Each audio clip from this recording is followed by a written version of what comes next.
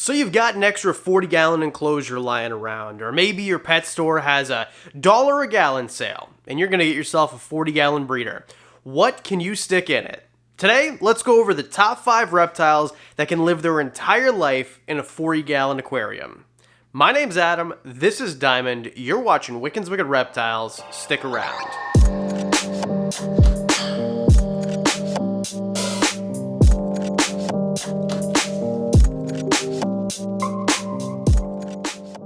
When I say 40-gallon aquarium, we're going to go with the 40-gallon breeder standard type dimensions, which you'll see above my shoulder here or wherever I put the graphic.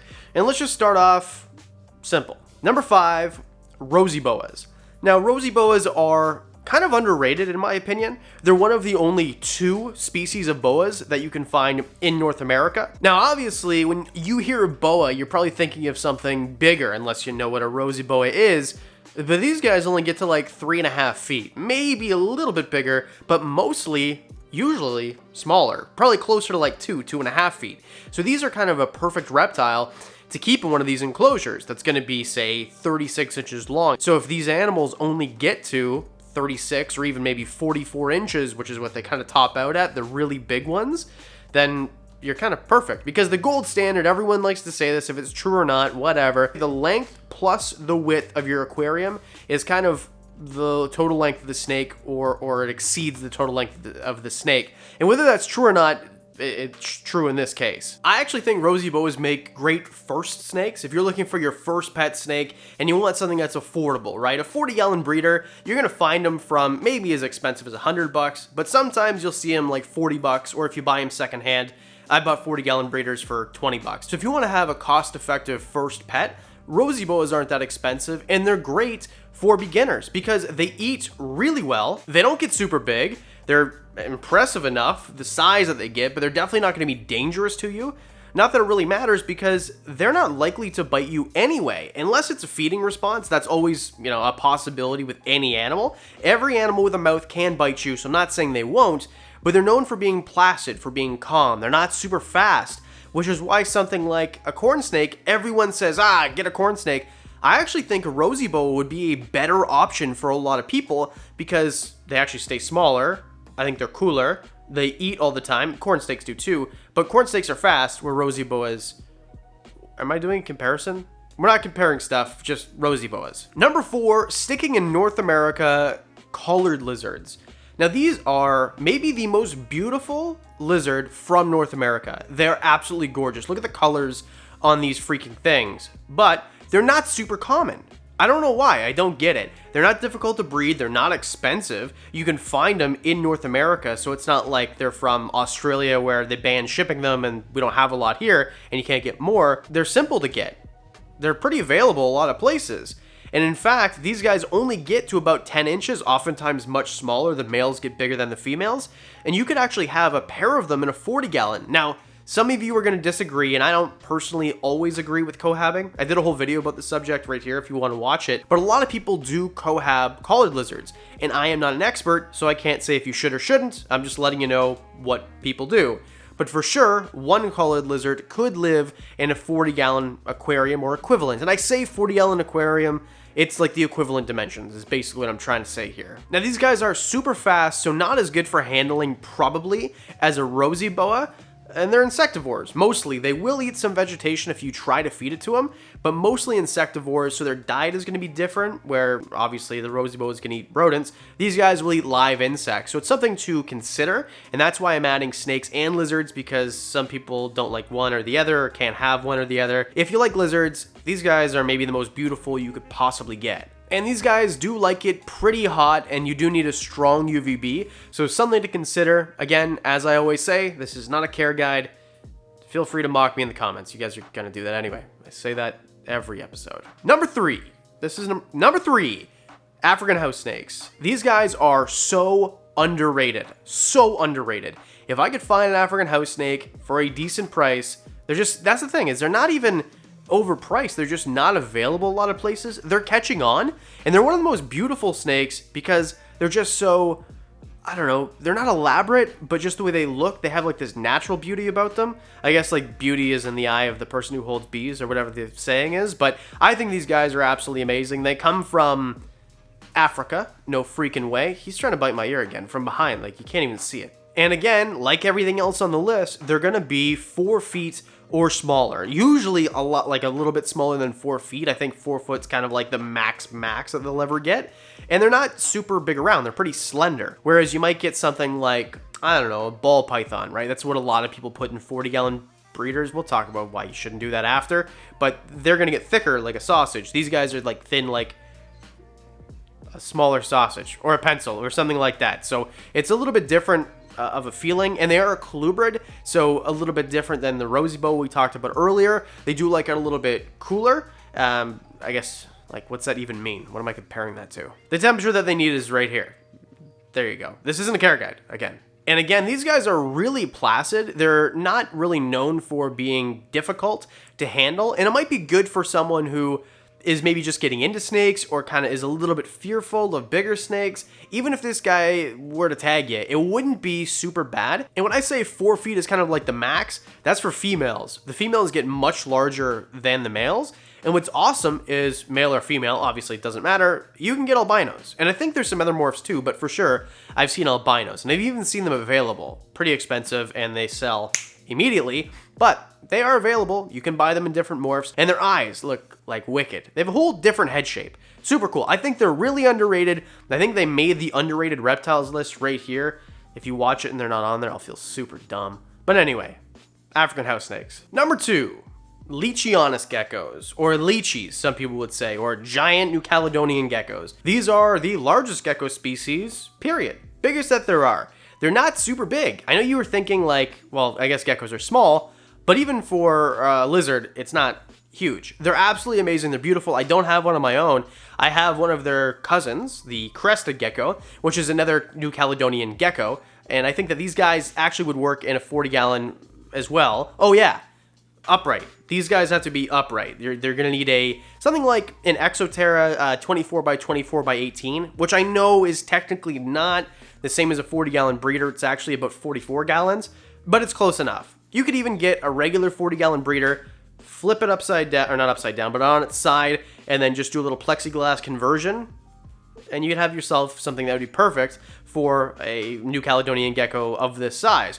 Then, of course, there's no such thing as too big, but this is definitely a really good size for these guys. They're not huge themselves, but I would say probably one. Don't put them in pairs in something this size, especially because they're kind of timid and they really like places to hide. And you can really do amazing bioactive enclosures with these guys. I wouldn't recommend it so much with snakes. I wouldn't discourage it, but it's harder. Snakes trample stuff a lot. With these guys, because they are a sort of tropically type species where your humidity is going to be up and you're going to have temperatures that are good for growing plants, and you can have like a light on there to grow plants as well if you choose to, they actually make really beautiful bioactive enclosures like I've done with crested geckos, which again, from the same part of the world, and you can actually stick, I mean, it doesn't really matter, Chihuahua geckos or gargoyle geckos or whatever you want into these enclosures, and it could be beautiful. I just want to do leachies because you guys really want me to talk about them. I just don't have one to actually show you. They're absolutely beautiful. They're amazing. They do eat a powdered diet, like a prepared diet a lot. You can feed them insects, of course, as well, but they can eat a lot of their diet as a prepared diet, which is really convenient. And they're actually really bad at biting. Not bad, they're actually good at biting. Bad for you. If they do get a hold of you with their mouth, is what I'm trying to say, it's gonna be a bad time. It sucks getting bit by these guys. I watched someone at an expo one time get bit by one. It was their fault. They were handling it improperly. And the entire expo knew about it because they screamed really loud. Before we get to number 1, just stick around till after number 1 because we are doing that 50K giveaway. I should have mentioned that at the beginning. And I'm just going to let you know how to enter. So without further ado, number 1, Nile crocodiles. I'm just joking. That's not, you can't put those in a 40-gallon. Number 1 is hognose snakes. And I know what you were thinking. This guy didn't talk about ball pythons. He didn't talk about corn snakes. He didn't talk about bearded dragons. Here's why. Before we get into why Wickens, the hognose, and all of her kind would fit perfectly in a 40. The reason I didn't suggest corn snakes, ball pythons, and bearded dragons in an enclosure of 40 gallons. 40 gallons is too small. I already see you're getting upset, you're putting your monster down and yelling upstairs to your mom, you're gonna be late for dinner as you go crazy on the keyboard. Like, just calm down, wipe the Cheeto dust off, and settle for 1 second. The reason I think that a 40 is too small for a bearded dragon is because it is. I mean, a bearded dragon is gonna get to about 2 feet, something like that, and the enclosure's only about 3 feet. And it's only an inch, or a foot and a half rather, wide. So you couldn't even, like, have a bearded dragon width-wise in one of these things.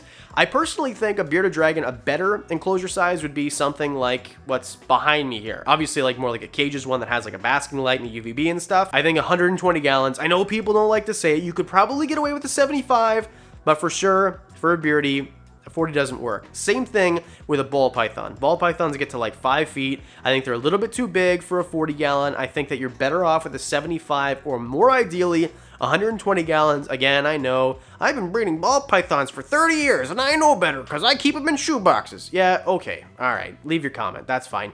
And lastly, corn snakes.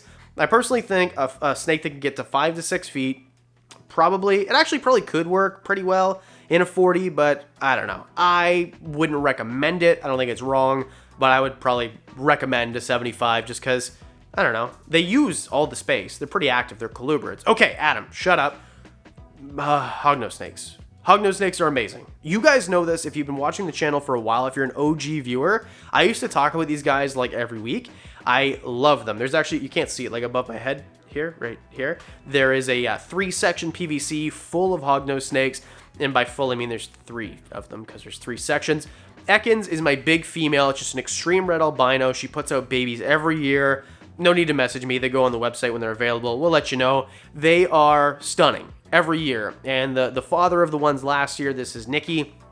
Absolutely amazing. They are a rear-fanged venomous snake, which again, I did a whole video about right here if you want to know what that means.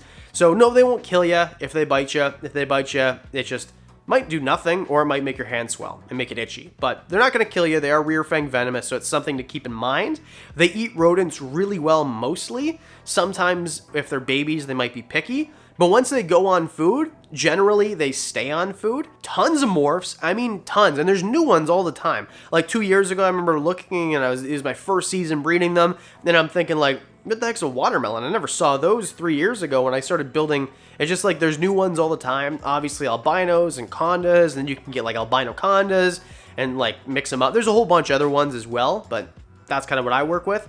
I think they're beautiful. They have a keeled scale, an upturned snout. They look different than most other colubrids, and because they don't suffocate their prey, or not suffocate, but constrict is what I'm trying to say, they don't have the same sort of body structure and strength as you'd see in a lot of other snakes. If you hold a king snake or a milk snake or whatever, they'll hold on to you back, right? Or something that's arboreal, like, I don't know, a boa. They're gonna hold on to you, give you a squeeze. But these guys don't. I mean, if they're not going to wrap themselves around you, I mean, you have to hold on to them actively, otherwise they're just going to fall and flail like kind of derpy little things that they are. And what's really cool, I'm talking mostly about Western hognose snakes, by the way, which you would have seen right here. But Easterns, they're cousins that live in North America. Well, Westerns live in North America too. They live in the eastern part of North America. Can you tell it's really late and I'm super tired trying to like put sentences together? Easterns will play dead. They'll play dead. Absolutely hilarious if you ask me. Little drama queens. They're probably my favorite colubrid, one of my favorite in my collection, and my first snake that I ever got. Hognose snakes deserve their crown as number one number one best snake or animal or reptile that live in a 40-gallon aquarium. Okay, now that that's all covered, how do you win 1 of 5 shirts? Basically, we're running a contest. Check out last week's video here. Leave a comment, WWR, or the snake emoji, which you're going to see on the screen. Only on that video. You have to put it on that video.